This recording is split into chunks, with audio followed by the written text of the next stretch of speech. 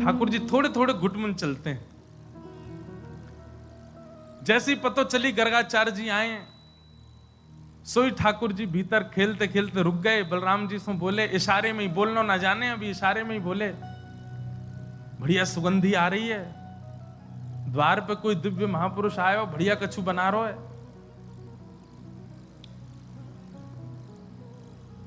जा लाला चक्के आ। सो ठाकुर जी तो घुटमुन घुटमुन बाहर आए। गर्गाचार्य जी नेत्र बंद करके बैठे हैं। ठाकुर जी ने सामने थाल में से सुंदर खीर उठाई और खीर उठा के प्रेम से पान लगे।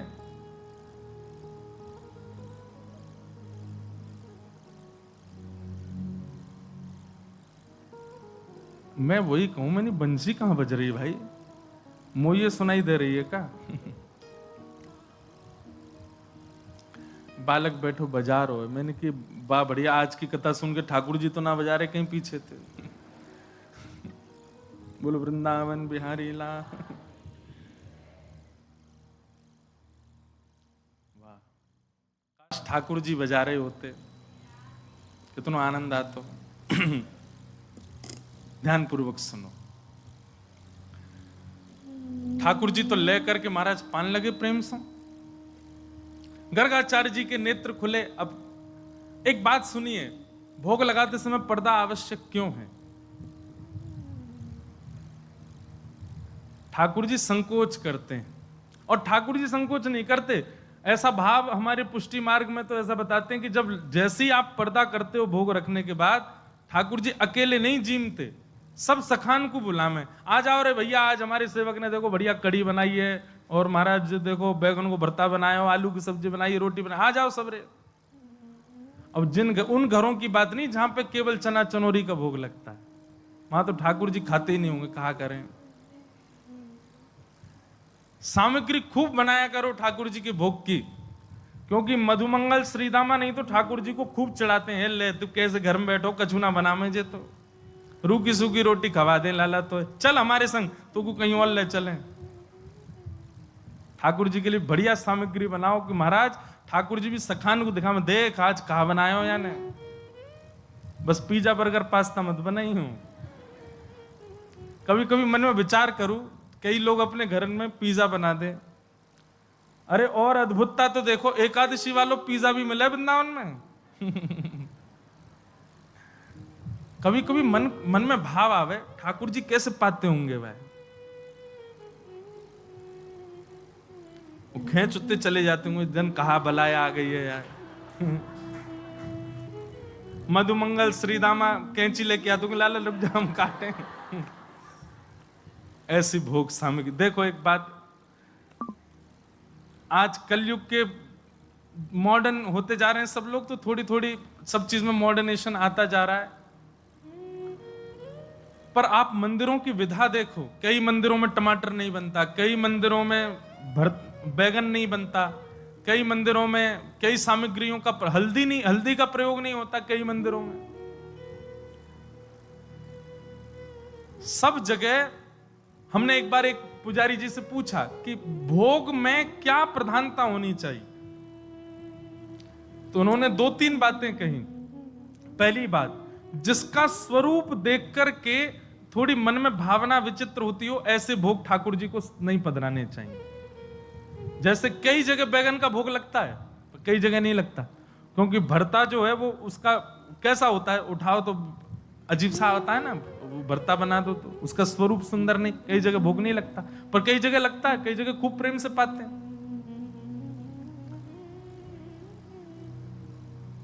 कई जगह ऐसा विधान है कि जो भूमिगत सब्जी होंगी, जो भूमि के भीतर होती हैं, उन्हीं का ही भोग लगेगा ठाकुर जी को। अनेक अनेक विधा हैं। जहां आचार्यों ने इतना ध्यान रखा, प्राचीन परंपराओं का इतना भाव रखा, हमको थोड़ा भाव तो रखना चाहिए। कम से कम विदेशी सामग्री का भोग नहीं लगाओ ठाकुर जी को। ठाकुर जी को केवल अपने, कई लोग जन्माष्टमी पर ठाकुर जी के आगे केक काट देते हैं। ठाकुर जी कहते हैं कहा वाला ले आयो पतो ही ना है। अरे हमारे अनुकूल, हमारे भाव की वस्तु दो। सामग्री खूब बनाओ, पर जितना हो सके भारतीय व्यंजन ठाकुर जी के लिए बनाओ। अब जितना विस्तार आप कर सको अच्छा है।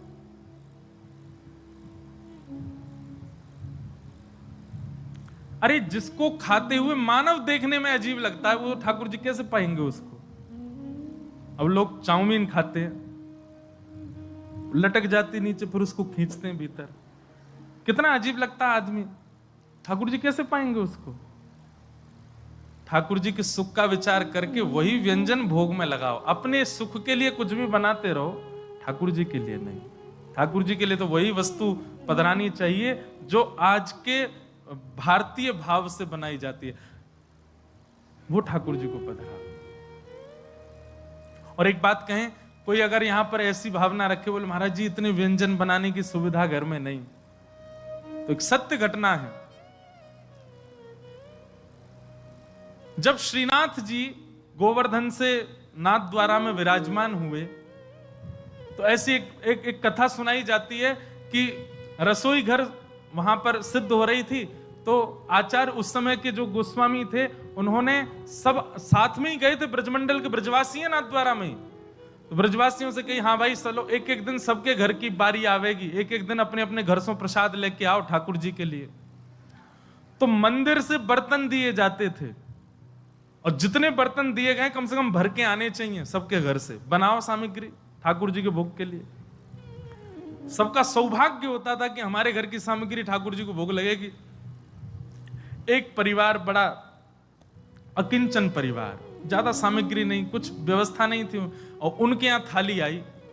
तो थाली देख करके, कटोरियां देख के, बड़े बड़े थाल, बड़े बड़े कटोरा देख के सुखी तो बड़े हुए, लेकिन रोने लगे, कैसे करें, हम पे तो इतनी सामग्री नहीं कि हम एक कटोरा भर के भेज दें, ये थाल भर के कैसे भेजें।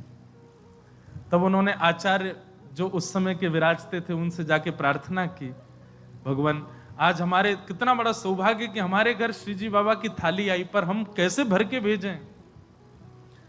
तब आप श्री ने महाप्रभु श्री वल्लभाचार्य जी का स्मरण करके आज्ञा की कि महाप्रभु जी कहते हैं, प्रत्यक्ष सेवा से भी ज्यादा अधिक ठाकुर जी मानसी सेवा को स्वीकार करते हैं। आपके घर में अगर सामग्री नहीं है तो मन में भावना शुद्ध करके, मन में एक एक सामग्री को निर्माण करके और पात्रों का स्पर्श करके उस सामग्री को पात्रों में पधराते जाओ। महाराज वो भक्त सब सामग्री पात्र लेकर के आए, पात्रों को धो करके अपने सामने रखा।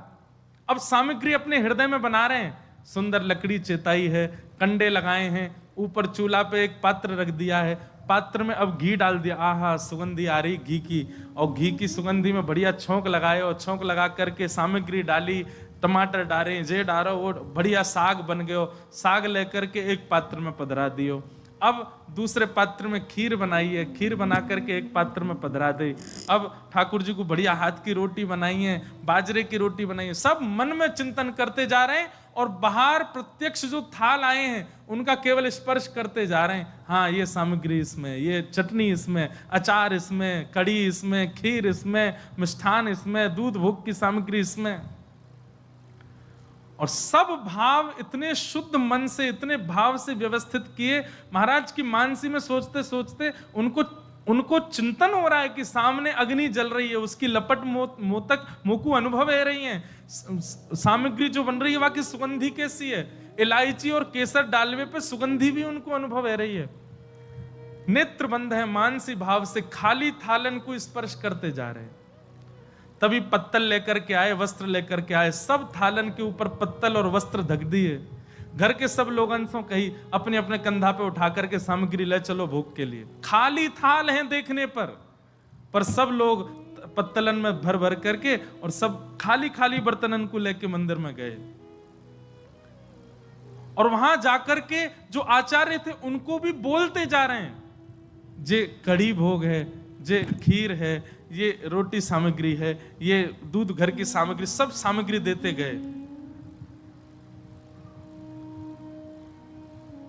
उस समय के जो आचार्य थे उनके नेत्र सजल हो गए। आज ठाकुर जी के आगे खाली भोग की सामग्री रखी गई है और कही नाथ मानसी से एक भक्त सिद्ध करके लायो, स्वीकार करो। और आचार्य पर्दा करके जैसे ही बाहर आए और समय अनुकूल जान के जैसे ही भीतर प्रवेश कियो, जितनी सामग्री की भावना रखी थी वो सामग्री सब प्रकट हो गई, और प्रकट है कि ठाकुर जी ने स्वीकार करी। और स्वीकार करने के बाद वो समस्त सामग्री वैष्णवन में बांटी गई। आचार्य चरण के नेत्र सजल हो गए। क्यों? बोले मन वाने तो मन में बनाई, पर ये प्रकट सामग्री मुझे तो ऐसा लगा स्वयं श्याम सुंदर बना के लाए होंगे, वहां घर में व्यवस्था नहीं, हम ही बना दें।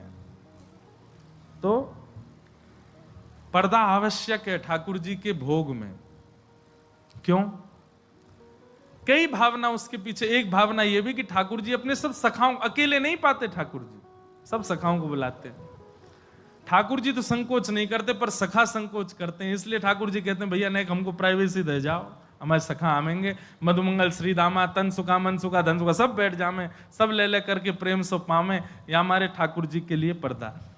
कोई निकुंज रस को उपासक है तो निकुंज रस में क्या है? सखियां आती हैं, श्री किशोरी जी आती हैं, और किशोरी जी को भोग पहले सखी लगावे और फिर किशोरी जी को पवा करके किशोरी जी की प्रसादी ठाकुर जी पावे। अब ये हमारे सामने तो करेंगे नहीं ठाकुर जी, इसलिए अंतरंग भाव के लिए उनको पर्दा चाहिए। तो निश्चित है भोग के समय अनोसर किया करो, और यदि पर्दा की व्यवस्था नहीं है तो भुजा से ही। अब जैसे कल परसों एक उत्सव था, तो वहां पे उनके ठाकुर जी का उत्सव था, हम आरती करने की, मेरी आदत में तो आरसी दिखाऊं ठाकुर जी, तो आरसी नहीं थी वहां पे, तो हमने भुजा की आरसी दिखाई, लो लाल जी, और फिर भुजा की आरसी दिखा के फिर स्वयं भी देखें, हाँ बढ़िया सुंदर लग रहे हो। तो भावना बहुत प्रधान है भक्ति में, वस्तु प्रधान नहीं, व्यंजन प्रधान नहीं, भावना प्रधान। जैसे बीड़ा भोग ठाकुर जी को नित्य आना चाहिए, बीड़ी भोग। अब लोगों के घर में बीड़ी की व्यवस्था नहीं है तो अपने भुजा कोई ऐसे बीड़ी की भावना रखो और ठाकुर जी के अधर से स्पर्श कराओ, बीड़ी ठाकुर जी बीड़ी पा रहे, भावना की सेवा। आज भी किसी ने पूछा, बोले महाराज जी आप मना करते हैं कि ठाकुर जी को कहीं लेके जाओ तो पूरी व्यवस्था लेके जाओ, नहीं लेके जाओ, व्यवस्था नहीं है तो मत लेके जाओ, तो फिर अकेले घर पे कैसे छोड़ के आए? भावना, भावना करो, हे यशोदा मैया, हे नंद बाबा, हे सब सखाओं, हे सब सखियों, हे सब ब्रजवासियों, अब जे घर आपको है, 3 दिन के काजे हम जा रहे हैं, खूब उधम मचाओ, सब आ जाओ। जे रही रसोई, यहाँ पे आटो रखो, यहाँ पे दाल रखी है, यहाँ पे सामग्री रखी है, हे यशोदा मैया, जब जब लाला को भूख लगे आप बना के पवाए दियो, हम 3 दिन के काजे जा रहे हैं। ये भावना करके जाओ, शुद्ध पवित्र फल ठाकुर जी के समीप रख के जाओ, जल की झारी जी रख के जाओ, ठाकुर जी को शयन मुद्रा में सुला करके आप जाओ। लेकिन याद रहे 2 दिन से ज्यादा मत जाइए, 2-3 दिन की बात तो ठीक है, पर उससे लंबे जा रहे हो फिर तो फिर व्यवस्था पूरी लेके जाओ। 3 दिन तक 2 दिन तक तो ऐसी सेवा आप मानसिक करके, लेकिन विश्वास पूर्ण होना चाहिए। चाहे कहीं गए हो आप, समय समय पर आपको याद आनी चाहिए कि हाँ अब ठाकुर जी का भोग बनना होगा, अब ठाकुर जी राजभोग कर रहे होंगे, अब ठाकुर जी की शयन की व्यवस्था है गई होगी, यशोदा मैया सुवा रही होंगी। ये चिंतन मन में रहना चाहिए, तभी आपकी सेवा वहां चल रही होगी। आप अनुभव करेंगे, 1 बार 2 बार ऐसी भावना चित्त में रखोगे ना, और फिर लौट के जब घर आओगे, काऊ देना तो ठाकुर जी की व्यवस्था में, ठाकुर जी के निकुंज में, ठाकुर जी के सिंहासन पर कछु तो अनुभव ऐसा होगा कि आपको पता लगे कि हाँ सब यहां आए और ठाकुर जी की सेवा करके गए। भावना प्रधान। तो गर्गाचार्य जी महाराज नेत्र बंद करके श्लोक बोल रहे हैं, त्वदीयम वस्तु गोविंदा तुभ्यमेव, हे शालिग्राम भगवान प्रसाद पाओ। माला जप रहे हैं, इतने में ठाकुर जी आए, भीतर सुन करके आए और शालिग्राम भगवान के आगे से एक खीर की सामग्री उठाई, प्रेम से पान लगे। गर्गाचार्य जी के जैसे नेत्र खुले, साधना पूरी भई, जय हो मेरे गोपाल जी। और जैसे ही नेत्र खोल के सामने देखी तो महाराज यहाँ तो छोटे से भगत बैठे हैं और गोदी में लिए खीर पूरी लगा रहे हैं, नाक पे लग रही है, मुंह पे लग रही है, सबरी फैल रही है वस्त्रन पे, और प्रेम से जीव निकार निकार के चाट रहे हैं। और गर्गाचार्य जी जब उनको देखने लगे, तो ठाकुर जी अपनी झूठे हाथ से ऐसे हाथ कर रहे हैं, लो बाबा तुम पाओ। गर्गाचार्य जी पहले तो मुस्कुराए, भैया ए तेरो लाला तो बड़ो उद्यमी, देखियो मेरे ठाकुर जी को भोग झूठो कर दियो, हंस रहे थे। मैया बोली क्षमा करियो बाबा, मैं फिर से खीर की सामग्री आप फिर बना लो। ठाकुर जी को उठा करके भीतर, ठाकुर जी मन में सोचने लगे मैया पात्र तो संग में ही दे देती, ने के ही पायो पूरा पा ले, तो ठाकुर जी भीतर छोड़ दिए। बलराम जी बोले कैसी लगी लाला खीर? बोले बढ़िया ही जोर की, लेकिन बाबा बड़ो खतरनाक है, मैया तो शिकायत कर दे बुला बुला के। कोई बात ना लाला, तू तो भक्त वत्सल है।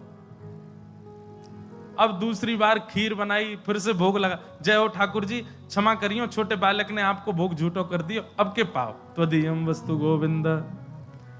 ठाकुर जी तो फिर खड़े है गए। दाऊ दादा देख ले, फिर बुला रहा हूं मैं। लाला तू चलो जा। बोले जाने मैया को बुलाया तो? बोले मैया बुलावे तो तू पूतना वाले हाथ दिखाई दियो। ना ना पूतना वाले हाथ तो ना दिखाऊंगा, मेरो नामकरण करवे आयो है। ठाकुर जी गुटमुन गुटमुन गुटमुन चल के बाहर आ गए। फिर से खीर को पात्र उठा के पान लगे। गर्गाचार्य जी के नेत्र खुले तो अब के तो गर्गाचार्य जी को क्रोध आ गया। अरे यशोदा, पहले ही मना कर दे भैया, अगर तेरे घर में हमारे ठाकुर जी भूखे रहेंगे हम कहीं और चले जाएंगे। देख तेरो लाला बार बार झूठो कर जाए। यशोदा मैया आई, चरणन में गिर गई, बाबा क्षमा कर दो, लाला छोटो नटखट बहुत है। मैया ने ठाकुर जी पकड़ के कमरा में बंद कर दिए। अब के न करके नहीं आवे को बाहर। गर्गाचार्य जी तीसरी सामग्री बना रहे हैं और बीच बीच में खिड़की की ओर देखते जा रहे हैं। खिड़की पे लदे भाई ठाकुर जी गर्गाचार्य जी को देख रहे हैं। बोले अब के बोला दारी के तो बताऊं मैं। गर्गाचार्य जी, बहुत सुंदर भाव लगता है। गर्गाचार्य जी ने तीसरी खीर बनाई, अपने ठाकुर जी को पधराई। जय जय, अब की बार नहीं आवे वो बालक कमरा में, आप तो प्रेम से पाओ। हे शालिग्राम भगवान, त्वदीयम वस्तु गोविंद तुभ्यम एव समर्पयेत्। ठाकुर जी तो नीचे उतर करके आए, किवाड़ विवाड़ खोल करके बाहर निकल आए और अब तो क्रोध में ही है, भौं चढ़ी हुई है ठाकुर जी की। और थाल में से खीर को पात्र उठा के गोद में बैठ गए और अब तो आवाज कर करके खाने लगे कि इनकी आंख खुले।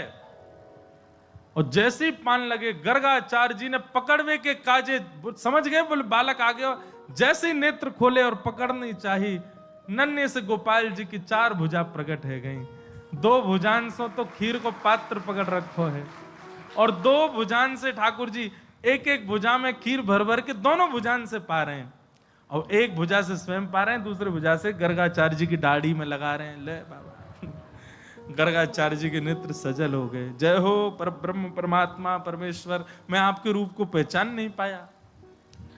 भगवान बोले गर्गाचार्य जी, हमने आपको अपना रूप इसलिए दिखाया, आप त्रिकाल दृष्टि हो, आप त्रिकालदर्शी हो। आप हमारे कल जन्म कुंडली देखते, हमारे ध्यान करते तो आपको पता ही चल जाना था कि मैं परब्रह्म हूं, लेकिन मैया को मत बताना। गर्गाचार्य जी बोले नहीं बताएंगे। और दूसरे दिन श्रीनंद भवन में ठाकुर जी के नामकरण की विधा आई, नामकरण का समय आया। हमारे आचार्यों ने गाया, एक एक लीला गाई गई है, एक एक लीला का सुंदर पद है।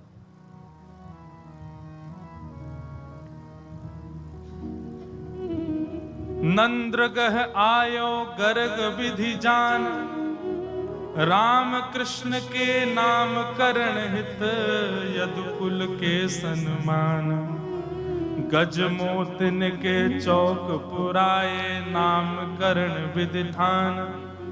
मंगल गीत गावत यशुमती, बोलत अमृतवान। प्रथम ही सुनो बड़े ढोटा के, नाम राम बलदेव। पहले नामकरण किसका किया? बड़े बेटा का। क्या नाम रखा? बोले राम। लेकिन बल की अधिकता होने के कारण पूरा विश्व इनको बलराम कहकर के बुलाएगा। प्रथम ही सुनो बड़े ढोटा के, नाम राम बलदेव। हलधर और नाम संकर्षण, को न जाने भेद। अब यह नाम तुम्हारे सुत के, सुनो चित दयानंद। हे नंद बाबा, अब ध्यान से सुनो, तुम्हारे दूसरे लाला को नामकरण कर रहा हूं। बोले कहा, कृष्ण नाम नारायण केशव, है हरि परमानंद। मैया, हे नंद बाबा, हे यशोदा मैया, आपके बड़े लाला को नाम राम है और दूसरे लाला को नाम हम कृष्ण रख रहे हैं, पर ये अनेक नाम सुन जानो जाएगो। पद्मनाभ बाधो मधुसूदन, वासुदेव भगवान, और अनंत नाम है इनके, कहो कहो लो आन।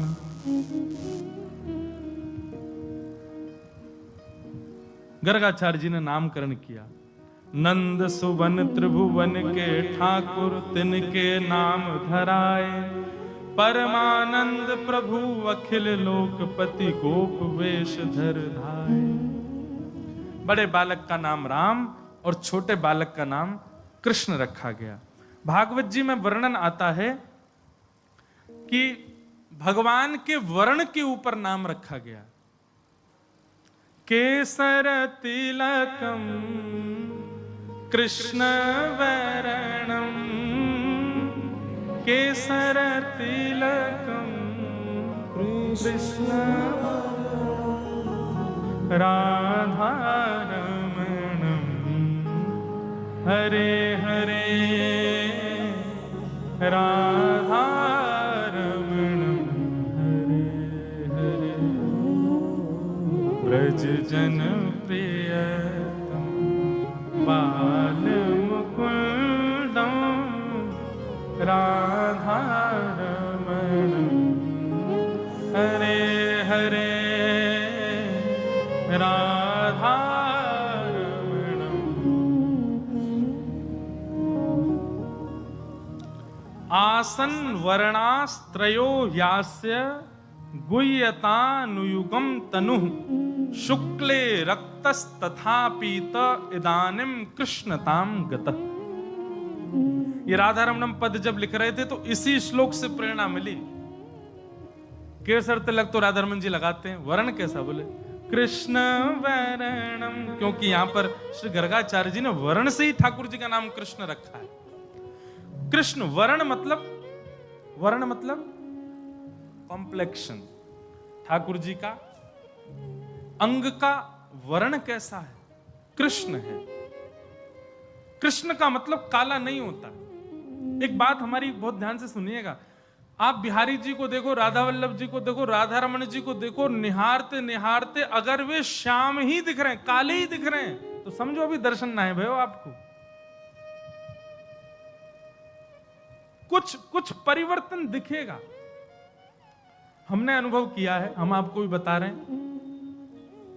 9 तपा आते हैं जून के महीना में, 9 तपा आते हैं, मतलब वो 9 दिन भयंकर गर्मी होती है। तो ठाकुर जी को कम कम वस्त्र धारण कराए जाते हैं। वृंदावन में तो हमारे राधा रमन जी हैं जो न कम ही पहने, कभी कभी तो बस एक कॉपीन पहन के ही आ जाएं बस। श्रीनाथ द्वारा में भी ठाकुर जी को केवल बहुत कम वस्त्र धारण कराए जाते हैं, अंग का दर्शन होता है। जब आप अंगों को गौर से देखेंगे ना ठाकुर जी के, तो आपको अनुभव होगा। नाथ द्वारा में तो हमको हुआ गौर वर्ण का, कुछ लाल लालिमा सी दिखी श्री ठाकुर जी में। तब एक आचार्य भी वृंदावन की आज्ञा कर रहे हैं कि भैया ठाकुर जी यदि श्याम ही दिख रहे हैं, ठाकुर जी कारे ही दिख रहे हैं, तो समझो अभी आपके दर्शन में कोई चूक है, भजन में कोई चूक है। लेकिन यदि दर्शन करते करते ठाकुर जी श्याम नहीं, आपको कृष्ण वर्ण के दिखे, कछु अलग ही कांति सी दिखे, कारे भी नहीं है लेकिन प्रकाश भी पूरा दे रहे हैं, तब समझो कि हाँ अब ठाकुर जी दिखे हैं। श्याम वर्ण के दिख रहे हैं, कारे कारे दिख रहे हैं, तो मतलब अभी ठाकुर जी ने आवरण को दर्शन कराया, अपने मूल रूप को दर्शन नहीं करा रहे हैं। ठाकुर जी मूल भाव से कारे नहीं है। कृष्ण वर्ण क्यों? कृष्ण वर्ण कैसा है? ना कारे हैं, ना नीले हैं, ना सांवले हैं, कछु अलग ही वर्ण है। आज तक पूरा ब्रह्मांड नहीं खोज पाया कृष्ण वर्ण है कैसा। वो जाकू दिखे हैं वही को पता है कि कृष्ण वर्ण है कैसा। नारद जी तो कहते हैं कि इस वर्ण का कभी कोई चित्रकार इसको बना नहीं सकता, कोई वर्णन करता इसका वर्णन कर नहीं सकता। वो कृष्ण वर्ण है। इसलिए वर्ण के कारण मैया मैं आपके लाला का नाम कृष्ण रखता। ये तो वर्ण के ऊपर नाम हुआ, फिर ठाकुर जी के नाम के और भी कई अर्थ बताए गए। ठाकुर जी के नाम के और भी कई अर्थ बताए। जो कर्षतीत कृष्ण, कर्षण करे वो कृष्ण है। इस प्रकार भगवान के क्या कहा है रो भैया, ये सुंदर सुंदर भावों से नाम कृष्ण बताए गए। मैया आपके लाला के बहुत सारे नाम होंगे, बहुनि संति नामानि। इस प्रकार भगवान का नामकरण हुआ, तो भगवान का नाम रखा गया कृष्ण। बोलो बाल कृष्ण लाल की। अब ठाकुर जी 1 बरस के है गए। मैया ने मन में विचार करी, बोले लाला को नामकरण तो है ही गए, अब या को कर्ण भेदन संस्कार और करो, कान छेदन करो। ऐसी हमारी शास्त्रों में आज्ञा है, 16 संस्कारों में भी कर्ण छेदन संस्कार आता है, कान छिदवाना चाहिए छोटे छोटे बालकों का। अब उसकी पूरी विधा तो शास्त्रों में बड़ी अद्भुत बताई है। ठाकुर जी के कर्ण छेदन का समय आया, सब ब्रजवासी जुड़े, सब आनंद में भरे हैं। यमन, यमन एक सुंदर पद है, कर्ण छेदन बड़ा सुंदर पद है।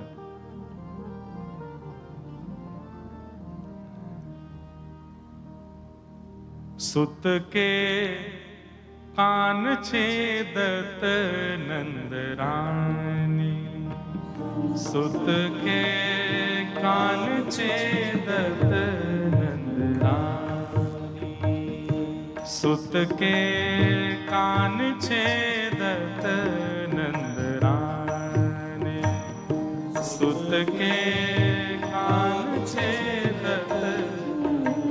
बहुत भाव से सुनियो, ये प्रथम बारी कह रहे हूं कर्ण भेदन लीला ठाकुर जी की। यशोदा मैया ने ब्रजवासी बुलाए, भैया लाला को कर्ण छेदन संस्कार करनो है। ठाकुर जी ने देखी आज बड़े बड़े महाराज मंगल गीत गाए जा रहे हैं, बंधन बार बांधे गए, केला के पत्ता लगाए, कदली फल, बड़े बड़े ब्राह्मण वेद मुनि आए, सब ऋषि जन आकर के वेद ध्वनि कर रहे हैं। ठाकुर जी सुबह सुबह उठे, तोतरे तोतरे बोले, नेक नेक चलनो जाने। ठाकुर जी ऊपर से ही निहार रहे हैं, पलना से उठ के आए, बोले आज कहा है रोए।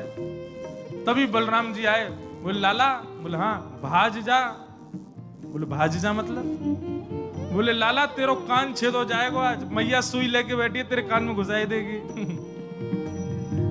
सूची देख भागे नंद नंदन, सूची देख भागे नंदन, सूची देखत भागे चले हरि, सूची देखत भागे चले हरि, बहुरी परी कर आगे, बहुरी पकड़त आगे, बहुरी पकड़ के आगे, बहुरी पकड़ के आगे, सुत के कान छेदत नंद रानी, सुत के कान छेदत, सुत के कान छेदत नंद रानी, सुत के कान छेदत। और नंद के लाला की जय। जय बाबा।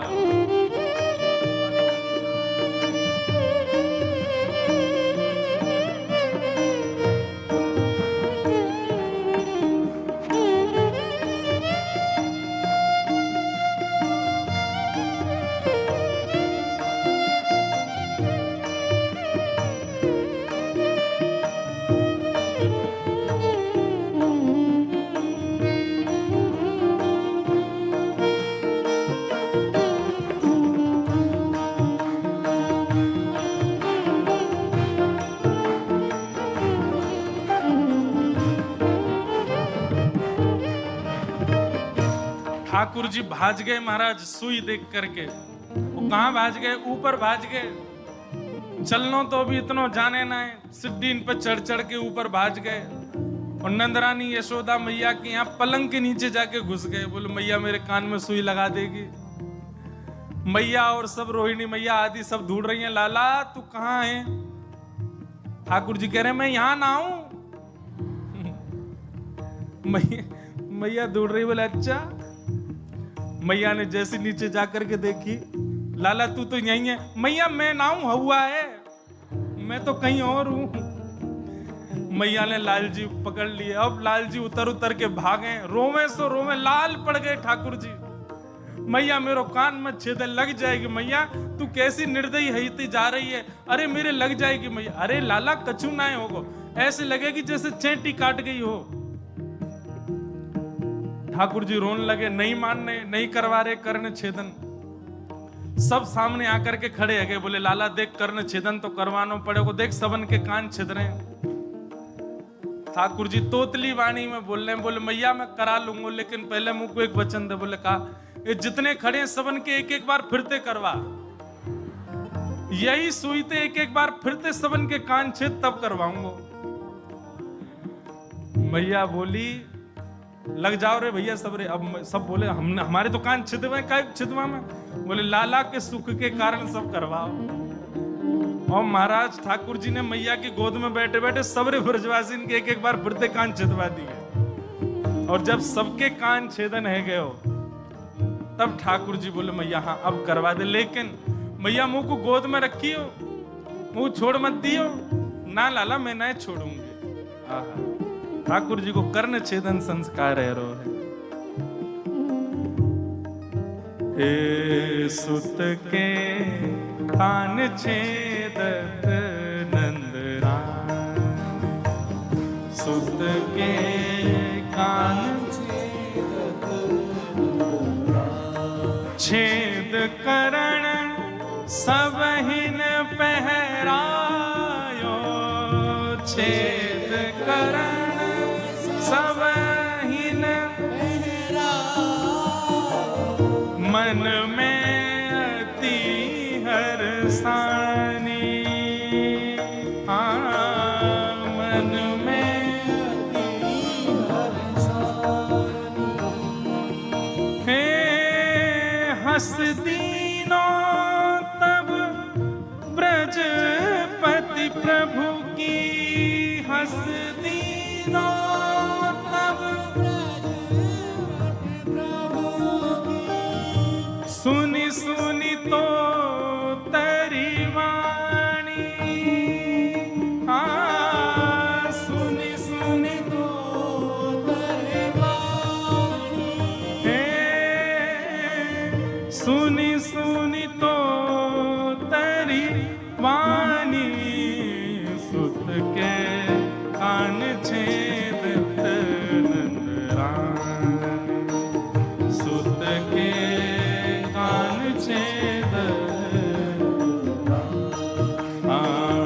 सुत के कान छेदत नंदराम।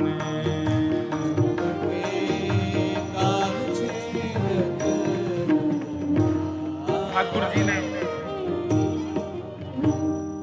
छेद करण सबहिन पहरायो, मन में अति हर्षानी। जब सबके कान छिद गए ठाकुर जी खूब खुश है गए। और खूब खुश है के बोले हाँ मैया अब करवाए दो मेरो भी, अब कम से कम अकेले पीड़ा तो नहीं होगी, हम तो डूबेंगे सनम तुमको ले डूबेंगे।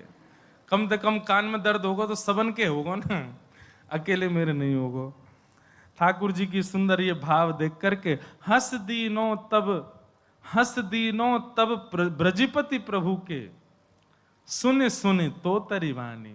नंद बाबा जोर से हंसने लगे लाला की तोतरी वाणी सुन करके, और सब ब्रजवासी आनंद में भर गए। और लाला के सुख के कारण सबन ने अपनो कर्ण छेदन करायो, और फिर लाला को कर्ण छेदन संस्कार भयो।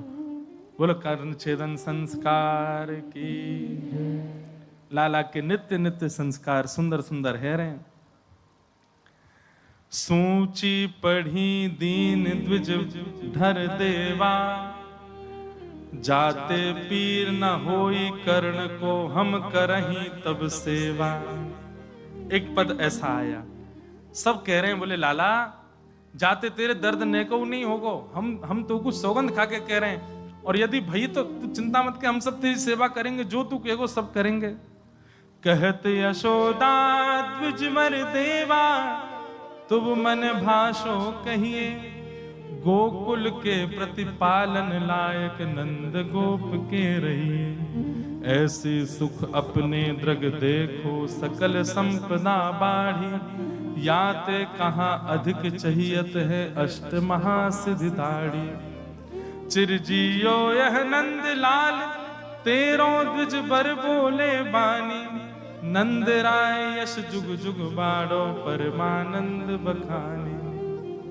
मैया आपके लाला को आज कर्ण छेदन संस्कार भयो, सब ब्राह्मण ने आशीष प्रदान कियो, नित्य नूतन धन बढ़ेगो, आपके लाला को खूब यश बढ़ेगो। हम सब ब्राह्मण मिलकर के आशीष प्रदान कर रहे हैं, आपके लाला को नित्य मंगल होएगो। ठाकुर जी को कर्ण छेदन संस्कार है गयो, नामकरण संस्कार है गयो, जात कर्म संस्कार है गयो, सब संस्कारन की चर्चा अब धीरे धीरे आगे बढ़ रही है। अब लाल जी धीरे धीरे चलनो सीख रहे हैं, बोलनो सीख रहे हैं, उठनो सीख रहे हैं, और इन सब भावन को सब ब्रजवासी देख करके आनंदित है रहे हैं। नन्हे से लाल जी मैया की उंगली पकड़ करके धीरे धीरे चलवे की गति सीख रहे हैं, और गति से कैसो चलो जाए। छोटे छोटे चरण कमलन से मणि मंडित आंगन में जैसे ठाकुर जी घूमे, आकाश से देख करके समस्त देवी देवता यशोदा मैया के चरणन की बलैया ले में, यशोदा तेरे भाग्य की कही ना जाए। क्यों? बोले नारायण साक्षात तेरे हाथन सो, पूरा विश्व जिनकी कृपा से चलनो सीखे, वो तेरे हाथन से चलनो सीख रहे हैं, वो तेरे कहावे से बोलवो सीख रहे हैं। ऐसी मधुर मधुर लीला ठाकुर जी ब्रजमंडल में कर रहे हैं। मैया की गोद में नेक्स्ट से लाल जी हैं। कभी कभी मैया अकेले छोड़ के लाल जी को दूर खड़ी है जाए छुप के कि अब लाला कहा करेगो, तब ठाकुर जी कछु लीला करें, उनको देख करके यशोदा मैया अति आनंदित है जाए। ऐसी ठाकुर जी की बाल लीला चल रही है। एक मधुर भाव हमारे ठाकुर जी के नृत्य को चंद्र सखी जी वर्णन करें। मैया ताल देवे और वह ताल को सुनकर के ठुमुक ठुमुक करके ठाकुर जी आंगन में नृत्य कर रहे हैं। सुंदर स्वरूप है। नाचे नंद लाल नचावे हरि की मैया, नाचे नंद लाल नचावे हरि की मैया, नाचे नंद लाल नचावे हरि की मैया, नाचे नंद लाल नचावे हरि की मैया, नचावे हरि की मैया, नचावे प्रभु की मैया, नचावे हरि की मैया, नचावे प्रभु की मैया, नचावे हरि की मैया, नचावे प्रभु की मैया, नचावे हरि की मैया, नचावे प्रभु की मैया, नाचे नंद लाल नचावे हरि की मैया, नाचे नंद लाल नचावे हरि की मैया। दूध न पीवे लाला, दही न खावे, दूध न पीवे लाला, दही न खावे, दूध न पीवे लाला, दही न खावे, दूध न पीवे लाला, दही न खावे। ओ माखन मिश्री को बड़ो रे खवैया, माखन मिश्री को बड़ो रे खवैया, नाचे नचावे यशोदा मैया, नाचे नंदलाल, नचावे हर की मैया। हे नाचे नंदलाल, नचावे हर की मैया। नाचे नंदलाल, नचावे हर की बर नंद के लाला की।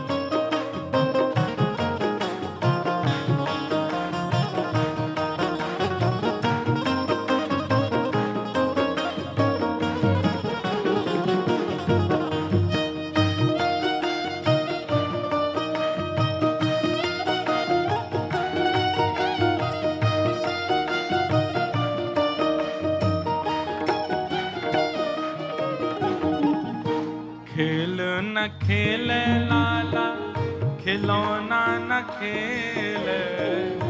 खेल न खेल लाला, खिलौना न खेले। खेल न खेल लाला, खिलौना न खेल। खेल न खेले लाला, खिलौना न तो फिर खेले। वंशी को लाला है बड़ो रे बजैया, वंशी को लाला है बड़ो रे जाओ। नाचे नंदलाल, नचावे हर की मैया। नाचे नंदलाल, नचावे हर की मैया। हे नाचे नंदलाल, नचावे हर की मैया। नाचे नंदलाल, नचावे हर की मैया। नचावे हर की मैया, नचावे यशोदा मैया। नचावे हर की मैया, नचावे यशोदा मैया। नचावे हर की मैया, नचावे यशोदा मैया। नचावे हर की मैया, नचावे यशोदा मैया। हे नाचे नंदलाल, नचावे हर की मैया। नाचे नंदलाल, नचावे हर की मैया। नाचे नंदलाल, नचावे हर की मैया। नाचे नंदलाल, नचावे हर की मैया।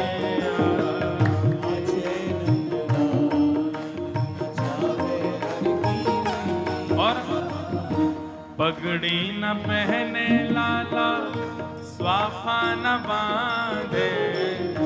पगड़ी न पहने लाला, स्वाफा न बांधे। पगड़ी न पहरे लाला, स्वाफा न बांधे। पगड़ी न पहने लाला, स्वाफा न बांधे। पगड़ी न पहरे